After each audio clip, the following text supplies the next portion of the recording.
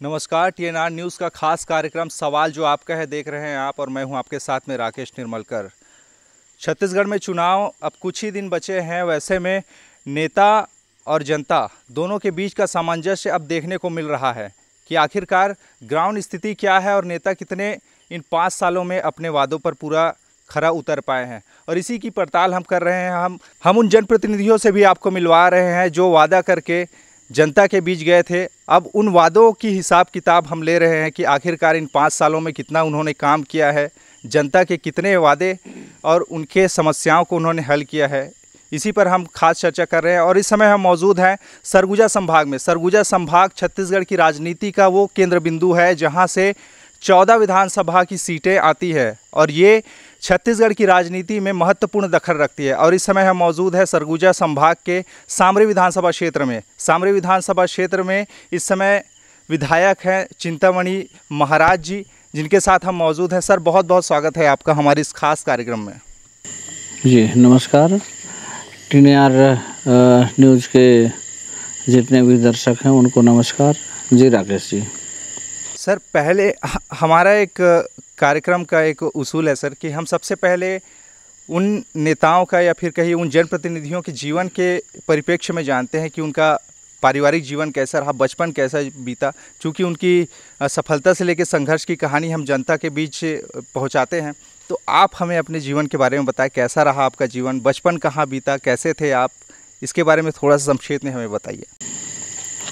मेरा अगर जीवनी के विषय में अगर कहूँ तो परम पूज्य पिताश्री जी ये सनातन धर्म संत समाज के निर्माता हुए और उनके द्वारा छत्तीसगढ़ के रायगढ़, जसपुर, सरगुजा, बलरामपुर, सूरजपुर और बिलासपुर के कुछ ज़िले में उनके अनुयायी हैं। इसके साथ साथ झारखंड में भी उनके अनुयायी हैं। तो शुरू से ही उनके कामों को हम देखे हैं, जनता की सेवा किस तरह से करना चाहिए। मैं तो राजनीति में था नहीं। मैं 2004 में राजनीति में गया था और सबसे पहले बीजेपी में गया और वहाँ सरकार हमको संस्कृत बोर्ड का चेयरमैन बना करके संस्कृत के लिए काम करने के लिए एक समय दिया था। और मैं कोशिश किया कि संस्कृत के लिए हम जितना कुछ कर सकें।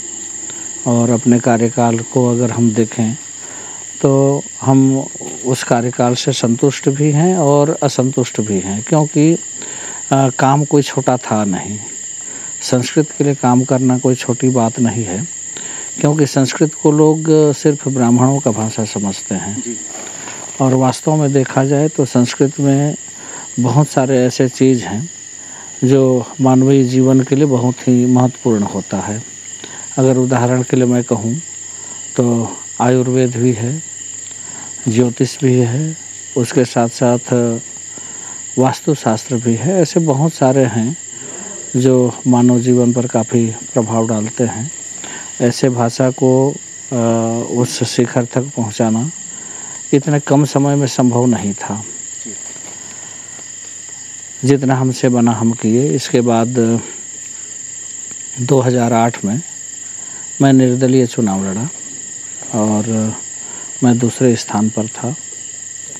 इसके बाद 2013 में मैं कांग्रेस के कार्यों से प्रभावित होकर के मैं कांग्रेस में आया और अभी दूसरा बार विधायक हूँ। पहली बार में हमको लुंड्रा विधानसभा से सेवा करने का अवसर दिया गया था और इस बार मैं सामरी विधानसभा में लोगों का सेवा करने का प्रयास किया।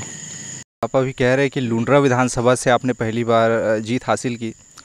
कितना अंतर है लुंड्रा विधानसभा और सामरी विधानसभा में जब आप देखते हैं? वहाँ चूँकि बीजेपी के कार्यकाल में थे, अब जबकि आपकी सरकार है कांग्रेस की, यहाँ की अपेक्षा वहाँ की अपेक्षा यहाँ कितना काम हो पाया है, कितना अंतर देखते हैं आप? काम तो जितना भी सरकार बनने के बाद घोषणा पत्र में जो हुआ, जो भी घोषणा पत्र हुआ था और उसके आधार पर लगभग सारे वादे पूरा हुए। आज अगर किसानों के लिए अगर देखा जाए तो आज कांग्रेस सरकार जितना की है इसके पहले मैं नहीं देखा या मैं उसको समझ नहीं पा रहा हूँ। चुनाव के पहले सरकार घोषणा की थी, कांग्रेस घोषणा की थी कि हम अगर सरकार में आते हैं तो किसानों का कर्जा हम माफ़ करेंगे और किसानों का जो धान है उसको हम समर्थन मूल्य 2500 रुपये क्विंटल लेंगे। और सरकार बनते ही किसानों का कर्जा माफ़ करने के लिए पहला हस्ताक्षर मुख्यमंत्री जी का किसानों का ऋण माफ़ी में हुआ। इसके बाद धान खरीदी का जहाँ तक बात है 2500 क्विंटल खरीदेंगे, ये वादा हम किए। लेकिन केंद्र सरकार के द्वारा ये बोला गया कि हमारा जो समर्थन मूल्य है उस समर्थन मूल्य से अगर आप ज़्यादा दोगे तो हम आपका चावल ही नहीं लेंगे। क्योंकि हम वादा कर चुके थे कि हम 2500 रुपये लेंगे, तो उसके लिए एक रास्ता माननीय मुख्यमंत्री जी निकाले, जिसमें राजीव किसान न्याय योजना के तहत जो शेष राशि है समर्थन मूल्य के अलावा 2500 रुपया के बीच का जो अंतर है उसको किसान राजीव गांधी किसान न्याय योजना के माध्यम से हम किसानों को दिए। और इसके अलावा जो जो भी वादा था सभी वादा को हम पूरा किए। और उसके साथ साथ किसी भी क्षेत्र में माननीय मुख्यमंत्री जी किसी भी क्षेत्र को छोड़े नहीं।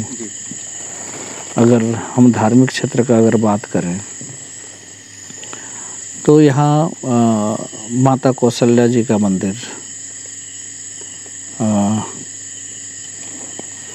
उसका भी निर्माण हुआ, उसका भी विकास हुआ। आज अगर वहाँ जाएं तो देखते ही बनता है।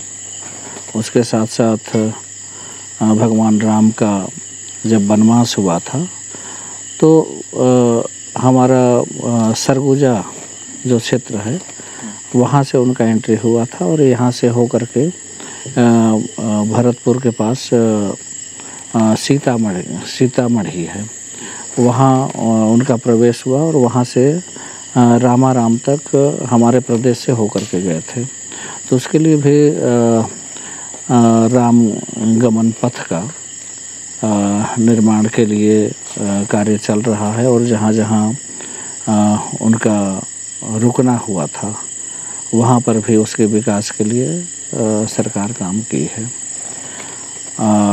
अगर हम देखें तो सिर्फ गौ माता की जय कहने से गौ माता का जय नहीं होगा, उसके लिए हमको योजना बनाना पड़ेगा और उस योजना के तहत हम काम करेंगे तब गौ माता की रक्षा हो पाएगा।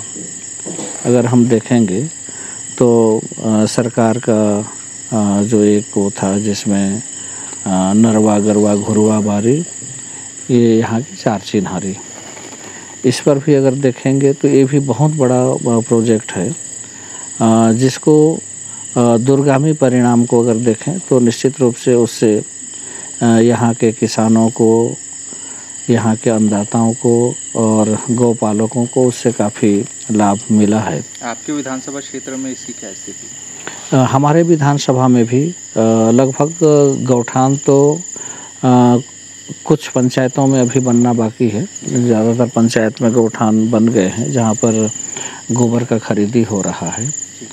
अभी कोरोना काल के बाद तो चावल को भी निःशुल्क कर दिया गया है, लेकिन उसके पहले तक 1 रुपया किलो में हम गरीबों को चावल देते थे जो गरीबी रेखा से नीचे हैं।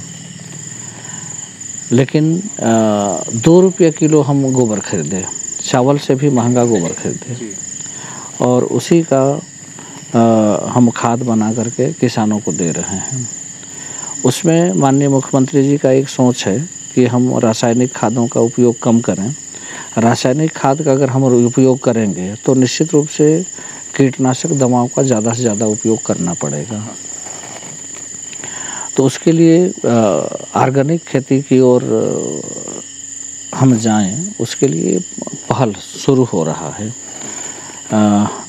तो निश्चित रूप से उसमें भी हम एक कदम आगे बढ़ाए हैं और उसके साथ साथ ये तो नरवा अगर देखेंगे, आज जल स्तर नीचे जा रहा है। हम जब क्षेत्र के दौरे में जाते हैं तो गर्मी के दिनों में कई जगह ये बात आती है कि हमारे यहाँ का बोरिंग फेल हो गया।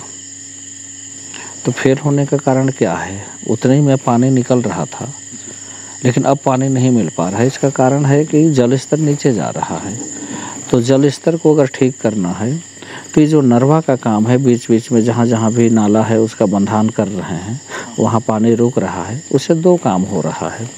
एक तो जल स्तर भी ऊपर आएगा, और दूसरा जो हम वहाँ पर जल भराव होता है जिससे किसान खेती करते हैं, हम किसान का आय कैसे बढ़ाएंगे? उनको हम संसाधन देंगे, हम उनको पानी देंगे, उनको हम पूंजी देंगे, जिससे किसान आगे बढ़ेंगे, आर्थिक रूप से सबल होंगे। इसके लिए भी माननीय मुख्यमंत्री जी बहुत अच्छा पहल किए, और पूरे प्रदेश की जो अन्नदाता हैं उनको आज आशीर्वाद दे रहे हैं लोग। तो ये नरवा का काम हो गया। इसके बाद घुरवा जो मैं ये ऑर्गेनिक खेती का जो बात कर रहा था, उसमें हम घुरवा माने कचरा होता है, कचरा से खाद बना करके हम ऑर्गेनिक खेती करेंगे, तो उससे लोग स्वस्थ भी रहेंगे, और जो खाद में, बीज में, दवाई में जो खर्च होता है उससे भी किसान निश्चित रूप से बचेगा। ये नरवा, घुरवा हो गया। गरुवा हम गौठान बना रहे हैं, वहाँ पर गौ सेवा का योजना है। वहाँ पर लोग गर्मियों में गाय बैल छोड़ देते हैं, वहाँ गौठान में चारे का व्यवस्था रहता है, पानी का व्यवस्था रहता है। वहाँ हमारे किसान गाय बैल छोड़ते हैं, तो वहाँ पर गौ का भी सेवा हो। नरवा गरवा घुरवा बाड़ी योजना की बात आप कर रहे हैं, लेकिन आपका जो क्षेत्र है पहाड़ी पर्वत का ये क्षेत्र है, और अभी तक हम घूमते घामते आ रहे हैं, लेकिन हमें कहीं भी इस योजना को देखने का मौका नहीं मिला कि कहीं पे गौठान बना हो। ऐसा यहाँ पर मुझे उतना नहीं लगता कि ये सफल हो पाई है ये योजना। नहीं, देखिए, सरकार जो भी योजना बनाती है उसको सफल करना तो हमको होता है जी। योजना कोई भी निरर्थक योजना नहीं बनता, जनता के हित के लिए बनता है। उसको हम कितना अच्छा से कर सकते हैं वो जनता पर तय करता है।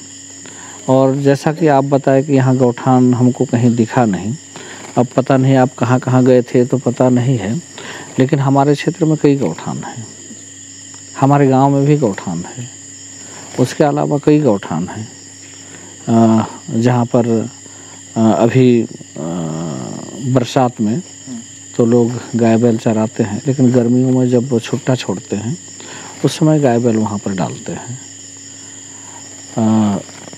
हमारे क्षेत्र में क्या है, हमारा क्षेत्र जंगली क्षेत्र है। अगर हम गाय बैल को छुट्टा छोड़ेंगे तो हो सकता है चारा तो खा लेगा, लेकिन पानी उसको नहीं मिलेगा। गौठान में पानी का भी व्यवस्था है, चारे का भी व्यवस्था है। उसमें किसान जो है अपने पुआल को वहाँ दान करते हैं, और उसी पुआल को मवेशी को खिलाया जाता है। तो निश्चित रूप से वो विफल नहीं है, और एकदम पूर्ण रूप से सफल तो मैं नहीं बोलूँगा, लेकिन विफल। जी। हम लोग बहुत से क्षेत्र में आते आते बहुत से इलाकों में घूमे, बिजली की समस्या और आवाजाही, चूँकि ये पहाड़ी क्षेत्र है, पुल पुलिया सड़क आवागमन की सुविधा बहुत ही कम है रहने के लिए। इसको आप मानते हैं और इस पर क्या काम कर रहे हैं आप? से बिजली और रोड का बात आप कर रहे हैं। रोड तो लगभग अंदरूनी क्षेत्र में भी बना है, लेकिन एक ग्रामीण क्षेत्र होने के कारण, जंगली क्षेत्र होने के कारण कई ऐसे पारे टोले हैं जो गांव से कटे हुए हैं, ये निश्चित रूप से। लेकिन ऐसा बहुत कम गांव है जिसको अगर अगला जो हमको सेवा का अवसर मिलेगा, मेरे को लगता है उसमें भी हम कोशिश करेंगे। और दूसरा जो एक कमी जो बता रहे हैं आप, वो तो सतत चलने वाला एक प्रक्रिया है। जैसे आज यहाँ पर बस्ती है, किसान अब सोच रहा है कि मैं ऐसे पानी जगह पर जहाँ पर मेरा खेत है वहाँ पर घर बना लूँ, तो फिर वहाँ तक फिर बिजली पहुँचाने की बात है। आज यहाँ पर तो बिजली है, लेकिन जहाँ पर लोग बसेंगे वहाँ पर फिर बिजली का ज़रूरत पड़ेगा, वहाँ रोड का भी ज़रूरत पड़ेगा। तो ये तो सतत निरंतर चलने वाला प्रक्रिया है। ऐसा नहीं है कि रोड नहीं है, ऐसा स्थिति नहीं है। बिजली का जहाँ तक बात है तो मेरे क्षेत्र में जो पहाड़ी क्षेत्र है, जैसे आप यहाँ से जो पूर्वी क्षेत्र है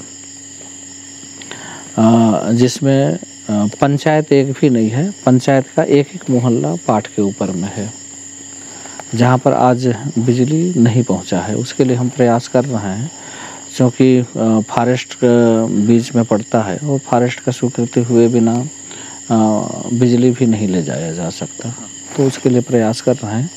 धीरे धीरे सब हो रहा जी। हम घूम रहे थे इस बार, अब की बार 75 पार ये नारे लग रहे हैं, लेकिन सरगुजा संभाग की बात आती है। पिछली बार तो एक लोगों में था कि टी.एस. सिंहदेव जी हमारे नेता बनेंगे, हाँ, मुख्यमंत्री का चेहरा उनको मानते थे। लेकिन इस बार की स्थिति थोड़ी सी उलट है। सरगुजा संभाग के कुछ ऐसे क्षेत्र हैं जहाँ पे कांग्रेस को नुकसान दिखाई दे रहा है। चूँकि इस बार आप कांग्रेस की अगर बात करें तो उस हिसाब से जो जी तोड़ मेहनत कर रही है सरगुजा संभाग में भी, आपको क्या लगता है कि क्या वो कमी रही या टी.एस. सिंहदेव बाबा का मुख्यमंत्री न बनना इसके पीछे कारण है? लड़ाई तो लड़ाई होता है, लड़ाई आसानी से नहीं लड़ा जाता है, उसके लिए पूरा मेहनत करना पड़ता है। और पार्टी मेहनत कर रही है, विधायक मेहनत कर रहे हैं, और भी संगठन के जितने लोग हैं सारे लोग मेहनत कर रहे हैं। और मेरे को नहीं लगता कि यहाँ बहुत ज़्यादा मेहनत का भी आवश्यकता है, क्योंकि हमारे प्रदेश के मुखिया किसानों को कई योजनाओं के माध्यम से इतना लाभ दे रहे हैं जिसका लाभ सीधा जनता को मिल रहा है, तो निश्चित रूप से उसका लाभ मिलेगा। मेहनत तो करना पड़ेगा, इसमें कोई दो मत नहीं है। किसी भी लड़ाई को कम नहीं आंका जा सकता है, तो निश्चित रूप से हमको सफलता मिलेगी, सरकार भी बनाएंगे और अच्छे संख्या के साथ। लेकिन कुछ दिनों पहले आपका एक वीडियो सामने आया था जिसमें आप कह रहे हैं कि अगर इस बार अगर टिकट नहीं मिलता है तो फिर लोग बहिष्कार कर देंगे उसका। इसकी सच्चाई क्या है? चूँकि मीडिया में काफ़ी ज़्यादा वो चर्चा में रही थी, उस वीडियो की सच्चाई क्या है और क्या आपके मन में था जो आप ऐसा बोले? देखिए, मैं उसको स्वीकारने में भी मेरे को संकोच नहीं है, वो मेरे को बोलना नहीं चाहिए था, लेकिन अब पता नहीं क्या स्थिति परिस्थिति बना और मैं बोल गया। ऐसा स्थिति नहीं है, मैं उस भूल को स्वीकार करता हूँ, आपके माध्यम से भी स्वीकार करता हूँ, और लोगों के बीच में भी मैं बोला कि वो हमसे गलती हो गई। जी, ऐसा कोई स्थिति नहीं है जी। लेकिन बात की जाए इस क्षेत्र की, बलरामपुर ज़िला काफ़ी ज़्यादा वन संपदाओं से यहाँ पे तरह तरह की, यहाँ चाहे खनिज संपदा से लेके वन संपदा भरपूर है, और उसको लेकर पर्यटन भी काफ़ी ज़्यादा यहाँ पे आते हैं। गौर लाटा जो छत्तीसगढ़ का सबसे ऊंचा स्थान है, गौर लाटा ट्रैकिंग, पर्यटन के लिहाज से आपने क्या कुछ काम किया है, इसमें आपकी उपलब्धि ज़रा बताइए हमें। पर्यटन के लिए हम काम शुरू किए हैं, लेकिन हमसे भी ज़रा चूक हुई है, हमको उस काम को ज़रा जल्दी शुरू करना चाहिए था। पर्यटन के दृष्टि से अगर देखें तो हमारे यहाँ भी बहुत सारे जगह हैं जिसको चिन्हांकित करना, उसको सर्वे कराना और उसके अनुरूप लोगों को वहाँ तक पहुँचने के लिए रोड और जो वहाँ पर अन्य संसाधन का आवश्यकता होता है वो करने का आवश्यकता है, जिसको हम निश्चित रूप से नहीं कर पाए हैं। मैं उसमें अपना कमी स्वीकारने में हम देखिए, बहुत ही कम नेता ऐसे होते हैं जो अपनी कमी स्वीकारते हैं। लेकिन इन सब के बीच में सरगुजा संभाग की बात आई है सर, यहाँ से दो मंत्री, एक खाद्य मंत्री हैं और एक स्वास्थ्य मंत्री, अब तो उप मुख्यमंत्री वो बन चुके हैं। तो कितना कुछ उम्मीद थी, जिस उम्मीद के साथ अगर मंत्री उनको बनाया गया था, क्या उस उम्मीद पर खरा उतरे? स्वास्थ्य की सुविधा यहाँ पर, खाद्यान्न की सुविधा कैसी है इस क्षेत्र में, उसे ज़रा बताइए। खाद्यान्न की सुविधा में कोई कमी नहीं है। अभी तो मैं लगभग हर गांव, हर ग्राम पंचायत में एक राउंड एक लाइन से घूमूं, इस विचार से मैं निकला था और लगभग सारे ग्राम पंचायतों में घूमा हूं। वहाँ पर राशन कार्ड का दिक्कत नहीं आया। वहाँ पर एक दिक्कत ज़रूर आया, जिस परिवार में बड़े परिवार है वो चाह रहा था कि हमारा राशन कार्ड अलग अलग हो जाए। जैसे बेटा है तो बेटा अलग हो गया है तो उसका भी राशन कार्ड बन जाए, तो उसके लिए भी हम पहल किए और वो भी काफ़ी लोगों का बना है। तो निश्चित रूप से खाद्यान्न में तो कहीं पर कोई दिक्कत नहीं है और उसका लोग काफ़ी अच्छा लाभ भी ले रहे हैं। उसके साथ साथ आप स्वास्थ्य के विषय में बोले तो स्वास्थ्य सुविधा भी जितने भी हमारे प्राथमिक स्वास्थ्य केंद्र हैं, उप स्वास्थ्य केंद्र हैं, सभी जगह जो भी संसाधन का आवश्यकता है वो सारे संसाधन वहाँ पर उपलब्ध कराया गया है और स्वास्थ्य सुविधा में भी मेरे को कोई कमी नहीं दिखता है। और मैं आपको पहले भी बोला कि ये सतत चलने वाला प्रक्रिया रहता है। जो सा आवश्यकता होता है उसी के आधार पर उसका निराकरण किया जाता है। आवश्यकता ही क्या आविष्कार की जननी है कहते हैं। तो जैसा आवश्यकता होता है उसके आधार पर उसका समाधान भी होता है। जी, खाद्यान्न की बात आप कर रहे हैं, लेकिन कुछ समय पहले एक प्रकार खबरों में एक जो बात सामने आई थी कि किसी दूसरे राशन का कार्ड धारक का कोई दूसरा उपयोग कर रहा है, उसका चावल कोई दूसरा ले रहा है, चूँकि वन से घिरे और बहुत ही सीधे साधे लोग हैं। तो क्या यहाँ पे उस ढंग की स्थिति थी? आपने भी उस पर टिप्पणी की थी शायद? नहीं, अभी तक ऐसा विषय तो नहीं आया है। और जहाँ भी ऐसा विषय आया है तो उसका निराकरण भी त्वरित करने का कोशिश किया गया और अभी ऐसा कोई स्थिति नहीं है। मेरे समक्ष ये बात नहीं आया है। अगर आप अभी भ्रमण किए हैं, इसमें अगर आपको लगता है कि यहाँ पर ये समस्या है तो निश्चित रूप से अगर आप हमको बता देंगे तो मैं उसको भी हम ठीक कर जी। लेकिन सर ये एक बात जो आप मानेंगे कि बलरामपुर ज़िला शिक्षा के लिहाज से बहुत पिछड़ा ज़िला है। अभी भी जिस हिसाब से यहाँ पे शिक्षा की स्थिति होनी चाहिए थी वो नहीं हो पाई है। चूँकि आपके विधानसभा क्षेत्र में क्या स्थिति है मैं इसको जानूंगा, लेकिन हम जब आ रहे थे यहाँ पे आपके क्षेत्र में भ्रमण करने के लिए, कई ऐसे जगह हैं जहाँ पे छोटी छोटी बच्चियाँ सब्जी बेचते दिख रही थी। कई ऐसे लड़के थे नौजवान 16 साल 15 साल के, वो लोग ऐसे ही गाड़ी में घूम रहे थे, बाज़ार में पढ़ाई छोड़ दी है। तो ये स्थिति तो है सर, लेकिन इस हिसाब से शिक्षा की स्थिति यहाँ क्या है ज़रा बताइए। नहीं, मेरे को तो मैं अभी सभी जगह घूम रहा था। मैं पालकों को भी, हमारे किसान भाइयों को भी मैं आग्रह किया हूँ कि कोई भी ऐसा बच्चा ना हो जो पढ़ाई छोड़े। ऐसा स्थिति मैं अभी तक तो गांव में नहीं पाया। हो सकता है कद्दू का कहीं अपवाद स्वरूप हो सकता है, लेकिन ऐसा स्थिति मेरे को नहीं देखा। और दूसरा जो आप एक बात बोले कि हम छोटे उम्र के बच्चे बच्चियों को साग सब्जी बेचते हुए देखे, तो उसको अन्यथा मत लीजिएगा। मैं चूँकि आपके मैंने लाइफ में शायद दिखाएंगे आप, इसके बाद भी मैं उस बात जी नहीं, बात ये है सर, उन्होंने कंडीशन बताया कि उनकी माँ बीमार है। तो मैं ये इसका एक प्रश्न ये भी है कि अगर किसी को यहाँ पे रोज़गार, चूँकि यहाँ पे संभावनाओं की कोई कमी नहीं है और रोज़गार चूँकि यहाँ पे सीमा से सटा ये इलाका है, झारखंड बॉर्डर लग जाता है यहाँ पे, तो यहाँ के नौजवान कहीं दूसरे राज्य में क्यों जाए? सरकार क्यों ना ऐसी योजना बना दे कि यहीं पर हर हाथ को रोज़गार मिले। वो बच्ची बता रही थी कि मेरी माँ आज बीमार है, वो रोज़ सब्जी बेचने आती है, लेकिन आज हम लोग आए हैं क्योंकि उसकी माँ अस्पताल में भर्ती है, इसीलिए घर का भरण पोषण इसी से चलता है। तो स्थिति तो है नाजुक। तो आपको नहीं लगता कि सरकार को ऐसा करना चाहिए? इसके मैं एक सवाल कर लेता हूँ आपसे। जी बोलिए। रोजगार हम किसको बोलते हैं? क्या नौकरी करना ही रोजगार है? जी। या कृषि भी रोजगार है? कृषि भी रोजगार है। हमको रोजगार का अर्थ जरा समझने का ज़रूरत पड़ेगा। आज मैं क्षमा चाहते हुए इस बात को बोलूँगा, आज जो हमारे नौजवान साथी लोग हैं उनके दिमाग में एक बात है कि हम बेरोज़गार हैं, क्योंकि हम नौकरी नहीं कर रहे हैं।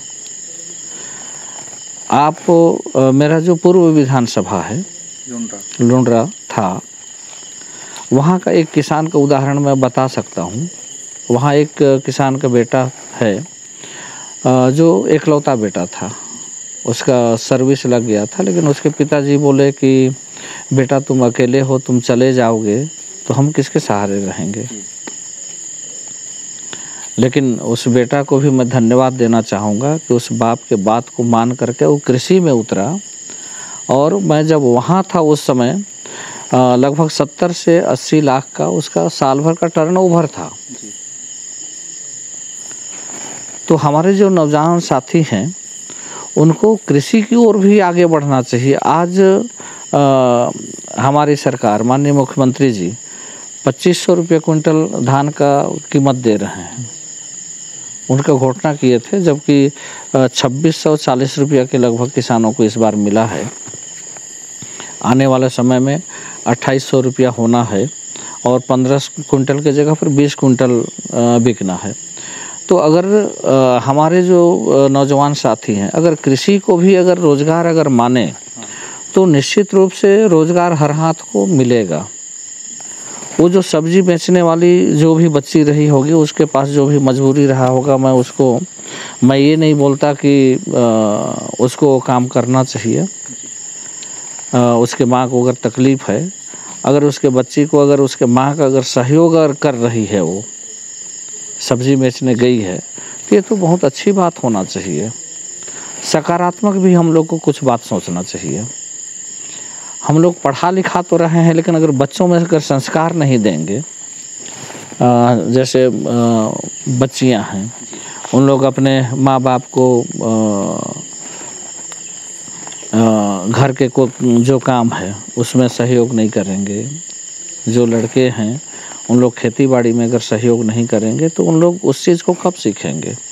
हम अपने बच्चों को सिखाते भी हैं। माँ भी एक बहुत बड़ा गुरु होती है, पिता भी गुरु होता है।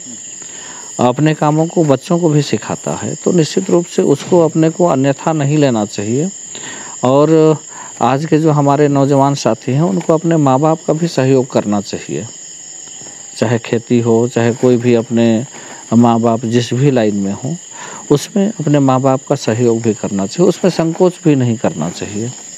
अगर खेती बाड़ी में अगर सहयोग कर रहे हैं तो ये तो हमारा पारंपरिक व्यवसाय है। ये हमको खेती ही करना है, तो उसमें अपने को संकोच भी नहीं करना चाहिए और उसको अन्यथा भी नहीं लेना चाहिए कि कोई सब्जी बेच रहा है तो उसके पास ये मजबूरी है। बिना मजबूरी का भी अपने आर्थिक स्थिति को ठीक करने के लिए अगर हम घर में अगर साग सब्जी लगाए हैं तो उसको बेचेंगे नहीं तो फिर हमारा आर्थिक स्थिति कैसे ठीक होगा। तो मेरे समझ से उसको अन्यथा नहीं लेना चाहिए। जी, अब चूँकि आपने इसको बहुत ही विस्तार से बताया, सरकार के भी अब 5 साल पूरे होने वाले हैं। कितना आपको लगता है कि सरकार अपने वादे पर खरा उतर पाई है? 36 वादे करके आई थी और उसके अध्यक्ष टी.एस. सिंहदेव जी ही थे यहाँ से। तो वो जो वादे हैं यहाँ की जनता को मिल पाई है? 36 वादे, चूँकि पिछले एक इंटरव्यू में टी.एस. सिंहदेव जी कह रहे थे कि 24 के आसपास ही पूरे हुए। उन्होंने स्वीकारा इस चीज़ को। आपके कितना कहते हैं कि 36 में से कितना पूरा कर पाई सरकार? देखिए, सरकार जो भी वादा की थी, अब बड़े लोग हैं, बड़े लोग के बातों पर हम कोई टिप्पणी नहीं करेंगे। और ये सवाल शायद माननीय मुख्यमंत्री जी से आपको करना चाहिए। वैसे मेरे जानकारी के हिसाब से जो वादा हुआ था, ज़्यादातर वादा सरकार पूरा कर चुकी है। जी, इस बार क्या लगता है, कांग्रेस जो 75 पार, इस बार 75 पार के नारे के साथ आगे बढ़ रही है, बीजेपी को रोकने के लिए चूँकि आप लोगों की रणनीति क्या होगी और क्या मुद्दे होंगे इस बार? क्या पुराने वादे जो हमने धान खरीदी की, सरकार किसानों को बोनस दिया, उन्हीं वादों पर ही चुनाव लड़ा जाएगा या फिर कुछ नए वादे रहेंगे इस बार? देखिए, ये तो संगठन तय करता है और जो हमारे बड़े लीडर हैं उसको वो तय करते हैं। उस पर मैं कोई भी टीका टिप्पणी नहीं करूँगा। और जो भी विषय को लेकर के हम आएंगे निश्चित रूप से जनता उसको समझेगी। मैं एक बात तो निश्चित रूप से कहना चाहूँगा, हमारी सरकार जो कहती है वो करती है। अभी तो एक बहुत अच्छा स्लोगन चला है, भूपेश है तो भरोसा है। अगर जनता इस बात को बोल रही है तो निश्चित रूप से भरोसा तो है। भूपेश है तो भरोसा है, वही नारा फिर से, मतलब भूपेश जी के चेहरे को आप सामने रख रहे हैं तो टी.एस. सिंहदेव जी फिर अगली बार मतलब उनको मिलेगा मौका है? नहीं, उसी चेहरे में हम लोग सब हैं। अच्छा, माननीय मुख्यमंत्री जी का जो चेहरा है उसी चेहरे में हम लोग सब हैं, हमारा कोई अलग चेहरा नहीं है। माननीय मुख्यमंत्री जी जो काम किए हैं, अगर आप हमसे सवाल अभी कर दिए कि आप अपने क्षेत्र में क्या किए, तो वास्तव में कहेंगे तो मैं दौरा के अलावा कुछ नहीं किया। जो भी यहाँ हुआ है, माननीय मुख्यमंत्री जी वहाँ से फंड दिए और यहाँ का जो भी विस्तार का काम है वो हुआ है, तो उसको मैं अपने में कैसे गिनूँगा। माननीय मुख्यमंत्री जी का चेहरा ही तो मेन है, उसी चेहरे पर तो हम आज सरकार बनाने वाले हैं और उस चेहरे के सामने मेरे को और कोई चेहरा दिखता नहीं है। भरपूर आत्मविश्वास लग रहा है इस बार। अगर टिकट मिलता है इस बार तो स्थानीय मुद्दे क्या होंगे? वादे तो राज्य स्तर का था, लेकिन स्थानीय मुद्दे चूंकि आप समस्याओं से अवगत हैं इस क्षेत्र के। स्थानीय मुद्दा हम उस तरह का मुद्दा लेकर के नहीं चलेंगे, लेकिन यहाँ के जो किसान हैं, यहाँ पर यदि किसानों को देखेंगे तो उनको पानी चाहिए। मेन खेती करने के लिए पानी और पूंजी, दो चीज़ अगर किसानों को मिल जाए तो किसान खुशहाल रहेगा। हमारा क्षेत्र में नदी नालों का कोई कमी नहीं है। इस बार भी लगभग बजट में 150 करोड़ का पास हुआ है, जिसमें अनेक सिंचाई के संसाधन हैं, जो अभी आचार संहिता के कारण बहुत सारे टेंडर नहीं हो पाए, जितने भी हो पाए हैं तो आने वाला समय में जो बजट में है वो आएगा ही। तो हमारे क्षेत्र में, मेरे मन में ऐसा है कि हम सिंचाई के साधन हम किसानों को जितना ज़्यादा से ज़्यादा हम करके दें, तो यही हमारा प्रमुख लक्ष्य रहेगा। जी। आपके पसंदीदा नेता कौन है? हमारे पसंदीदा नेता अभी तो माननीय मुख्यमंत्री जी हैं, जिस चेहरे पर हम लड़ते हैं। ये तो स्थानीय राज्य स्तर का होगा, अगर नेशनल राष्ट्रीय स्तर पर अगर बात करूँ तो किनको आप पसंद करते हैं? नहीं, हम लोग देखिए, हम लोग छोटे लोग हैं, हम लोग उतना ऊपर नहीं जाते हैं। जहाँ तक हमारा पहुँच है वहीं तक का हम बात करेंगे। हमारे नेता वो हैं और हमारे पसंद के भी नेता हैं, और हमको उन पर भरोसा भी है कि आने वाला जो समय है उसमें सरकार बनाएंगे और यहाँ के अन्नदाता, यहाँ के व्यापारी, यहाँ के युवा सभी के लिए काम करेंगे। ये हमको पूरा उम्मीद है, पूरा भरोसा है। भाजपा में से किसी को पसंद करते हैं आप? नहीं, पसंद नहीं पसंद का तो बात देखिए, ऐसा है, व्यवहार जिसके साथ जम जाता है वही पसंद होता है। तो हम तो सबके साथ समान व्यवहार रखते हैं, क्योंकि हम एक संस्था से जुड़े हुए हैं और हम पूज्य पिताश्री को भी देखे हैं। उनके पास भी सभी लोग आते थे, सभी पार्टी के लोग आते थे, सभी के साथ उनका समान व्यवहार रहता था। तो हम भी कोशिश करते हैं व्यवहार में कोई कमी ना हो, चाहे जो भी हो, सबके साथ हम समान व्यवहार करें। व्यवहारिक आप इतने हैं तो कभी किसी पार्टी ने नहीं कहा कि आप हमारे साथ आ जाइए, आपके लोकप्रियता का फायदा लेने की कोशिश नहीं की किसी ने? अब ये सब विषय कहने का नहीं है, तो कहना पड़ेगा आज।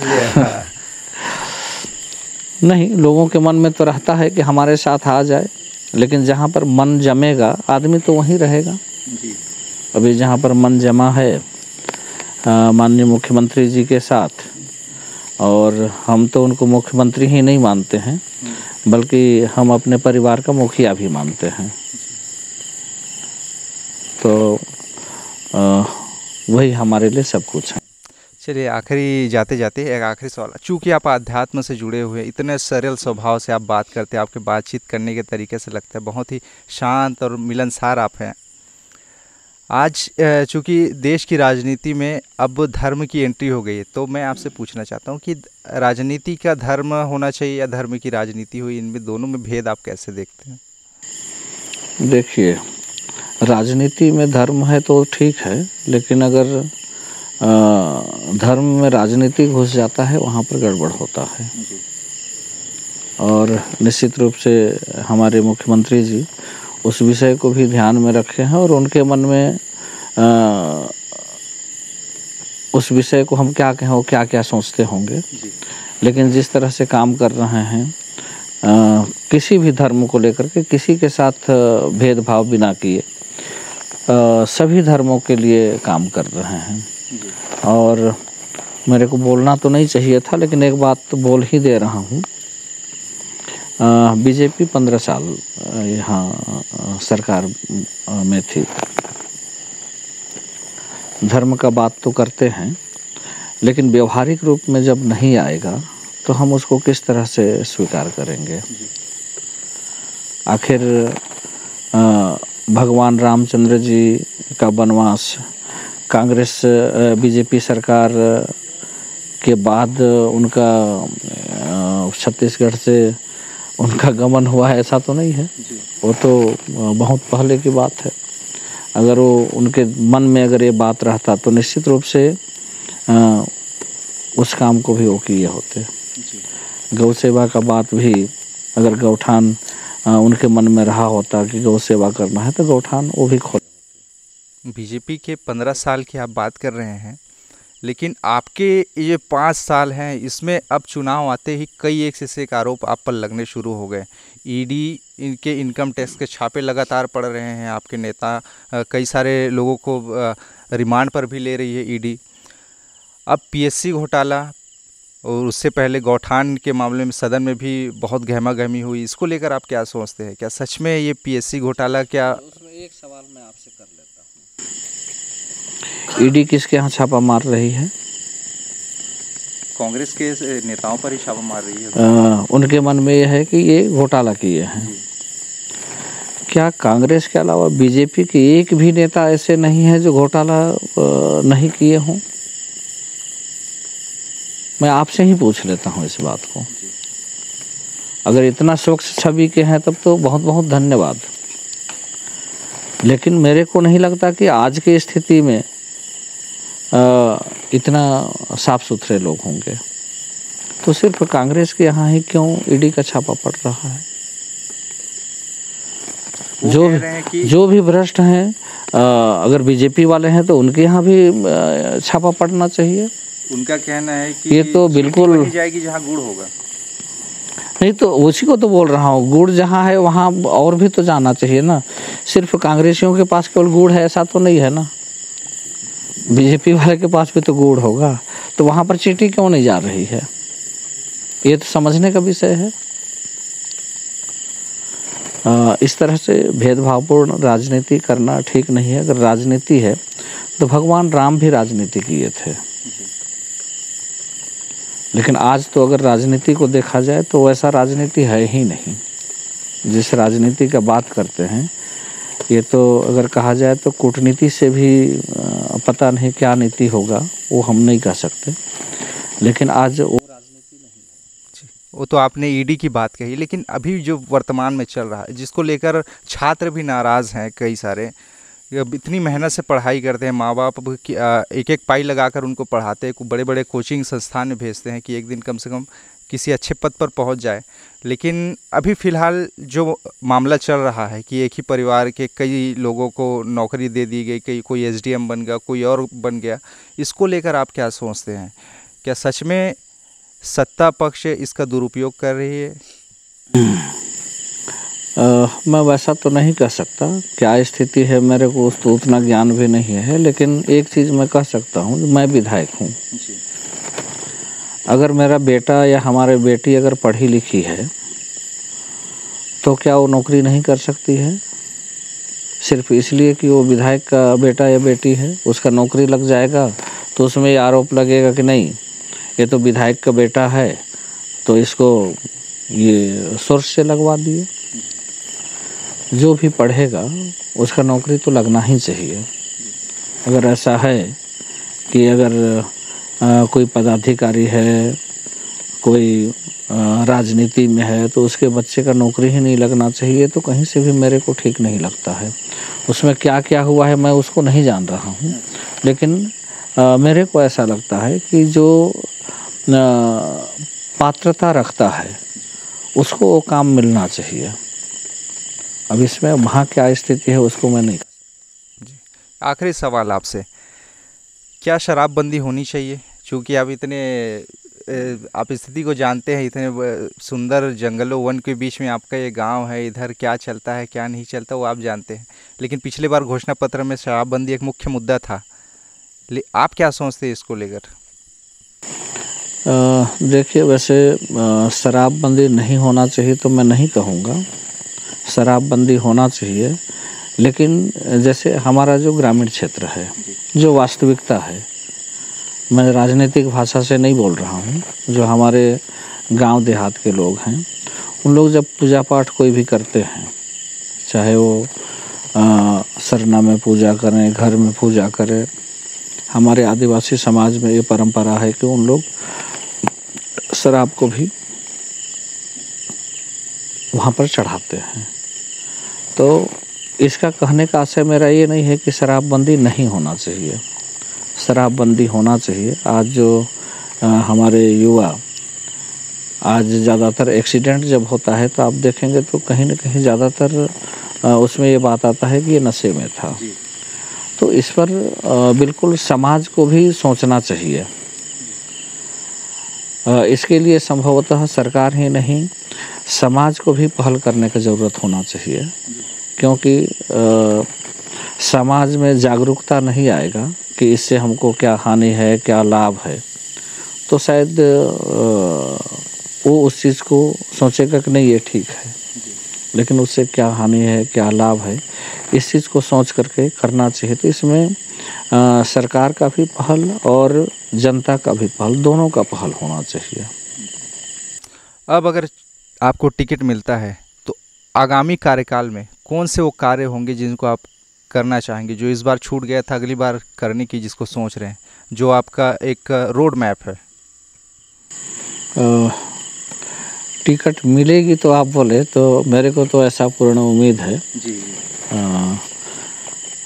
हमारे जो मुखिया हैं, हमारे परिवार के भी मुखिया हैं, हमारे काम को भी देखे हैं, तो मेरे को तो नहीं लगता कि ऐसा नहीं है।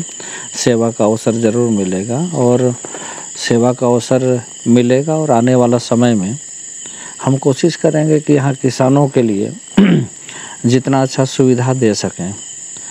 अभी हमारे यहाँ किसान सिर्फ धान का ही खेती केवल नहीं, यहाँ पर मिर्चा का भी बहुत अच्छा खेती हो रहा है, मक्के का भी कर रहे थे। मिर्चा है, मक्का है, टमाटर का भी बहुत अच्छा खेती किसान कर रहे हैं। मैं तो आपको लोंडरा का उदाहरण दिया, हमारे यहाँ भी 40-50 लाख तक तो टमाटर हमारे यहाँ भी किसान बेचे हैं।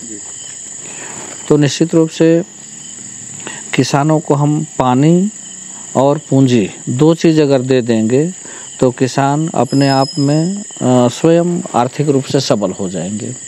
तो हम पानी तो दे देंगे, अब आप सवाल कर सकते हैं कि पूंजी कहाँ से, तो उसके लिए सरकार का योजना है किसान क्रेडिट कार्ड। किसान क्रेडिट कार्ड किसान बनवा ले, उसमें 0% ब्याज पर किसानों को ऋण मिलता है, उससे ले करके और खेती करे। ये किसान के लिए पानी और पूंजी दो चाहिए, तो दोनों का व्यवस्था सरकार के पास है। पानी का व्यवस्था कई जगह नहीं है, उसको आने वाले समय में हम कोशिश करेंगे जितना ज़्यादा से ज़्यादा किसानों को हम पानी उपलब्ध करा सकें। जाते जाते अपने क्षेत्र की जनता से आप कुछ कहना चाहेंगे, कुछ संदेश देना चाहेंगे?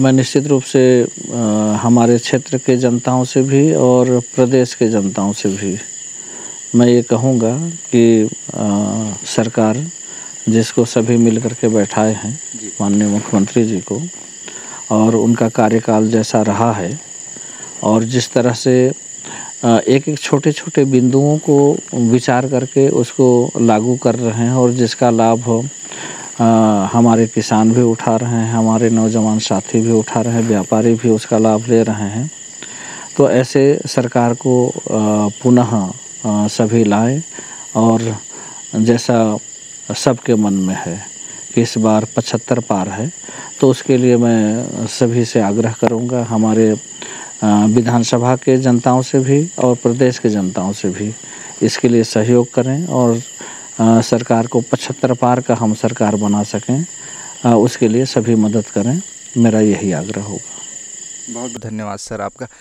ये थे सामरी विधायक चिंतामणि महाराज जी, जिनका कहना है कि इस बार 75 पार बिल्कुल होगा, और इन्होंने हर क्षेत्र के मुद्दे पर खुलकर जवाब दिया बड़े ही बेबाकी के साथ।